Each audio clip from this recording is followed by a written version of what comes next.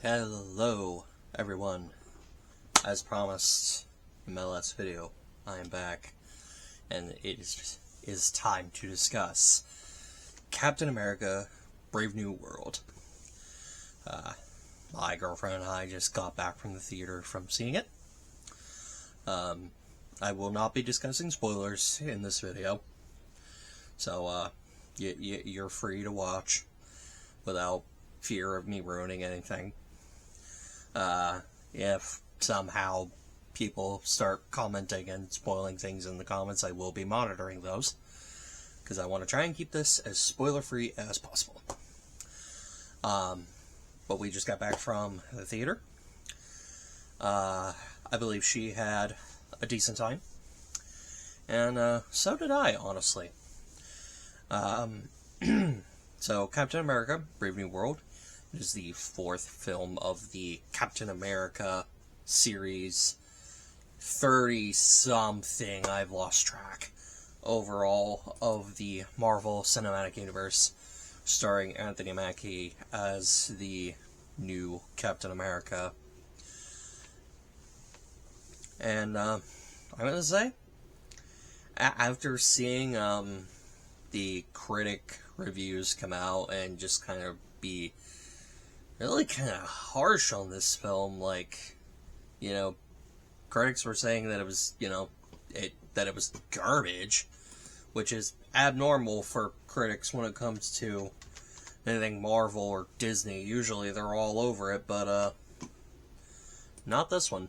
Apparently they, were not a fan of this one. And, I'm just gonna go on record. I think the critics got this one wrong. Is it a great film? Is it up there with the upper echelons of, like, Civil War, Winter Soldier, Infinity War, Endgame, Guardians 3, any of those? No, it's not. This is definitely more the middle tier. It fits more comfortably in the middle tier of the Marvel films. Personally, not to sound like, stereotypical IGN, who gave it a 5, I guess. But IGN's a joke anyway. I honestly think this one's a solid 7 out of 10. The things that really kind of hold it back from being any higher is some of the characterization of other characters, such as the Black Widow of the film, whose name escapes me at the moment. I thought Anthony Mackie continued to deliver as Sam Wilson. Harrison Ford, I thought, did very well portraying President Ross. My one thing with that is, if they do want to continue to use Ross further down the line, maybe shouldn't have got somebody that's in their 80s. Maybe not.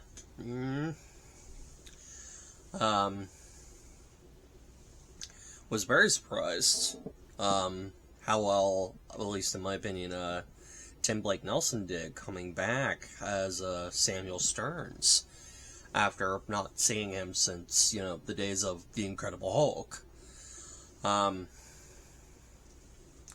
Another thing that I think that IGN pointed this out first, this film is kind of a pseudo sequel to The Incredible Hulk, which is one of the weird things about it, because it picks up on stuff like Ross, Dr. Stearns, stuff like that, but, Hulk's not involved with the film. I kind of understand why they didn't make this an Incredible Hulk sequel, because they don't have the rights. And I don't really know where you would have put Hulk in this film, because they can only really use him as a supporting character. I don't know. It's definitely one of the weird things about that movie. Another thing that kind of holds it back some of the dialogue is not at its best. There were definitely some weird lines and weird moments in the film. Overall, though, I thought it was really solid. Definitely one of the better entries than we've gotten in a while. It's not like up there with Deadpool. It is definitely a step down from Deadpool. But Deadpool is also Deadpool. And if I remember right, this film was also like mired with a bunch of, reshoots and got hit by strikes and stuff like that.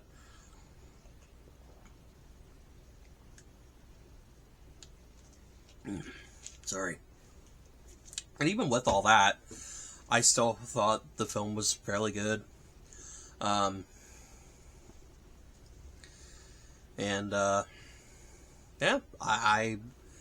Is it the full, Marvel's back, baby, like, me and other people want it to be? It's not. This isn't like the full definitive Marvel's definitely back. But I do believe it's a step in the right direction. It was a fun film. It was enjoyable.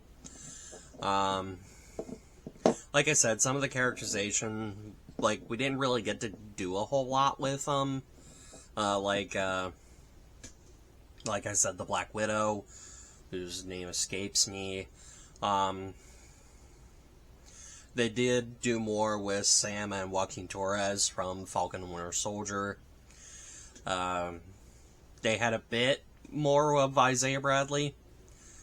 Not a whole lot, because he spends most of the movie in jail. That's not really a spoiler. I mean, you kind of got to figure he was going to jail after shooting at Ross, which is in the trailer. The other thing, and I know this isn't entirely their fault, because they had planned this movie to come out at a certain point, then some shit happened. They had already had some like promotional deals going, like with McDonald's, and their toys that they put out. I do wish that they had managed to keep the Red Hulk a secret, because I feel like the moment when, and this is before Red Hulk even shows up, the moment that the kind of the genie's out of the bottle, and that you get, like, it felt like Red Hulk was supposed to be more of a reveal in this film than, it is just going into it knowing that Red Hulk's gonna show up. I feel like they had set that up to be more of a surprise than it actually is. But again, I don't entirely blame Marvel for this. There had been rumors circulating for a while that we were going to get Red Hulk, and then the McDonald's toy thing happened, which, had a toy of Red Hulk. So I was like, okay, so he's in the movie. So they just kind of went ahead and showed him off. They didn't pull a Sony and try and hide him like they did with the other two Spider-Men for Spider-Man 3. But, yeah, I thought it was a fairly decent film. Again, it's not, in the upper echelons of the Marvel films. It's definitely more in the middle tier. But definitely enjoyable watch. I'm possibly going to go see it next week with another friend of mine. And if that plan is still excuse me. If that plan is still active, I'm looking forward to seeing it again. So, yeah. Go give it a watch. And, that's all I got for now. I will see y'all next time. May the Lord bless you, and if that's not your thing, may you have a good day. See ya.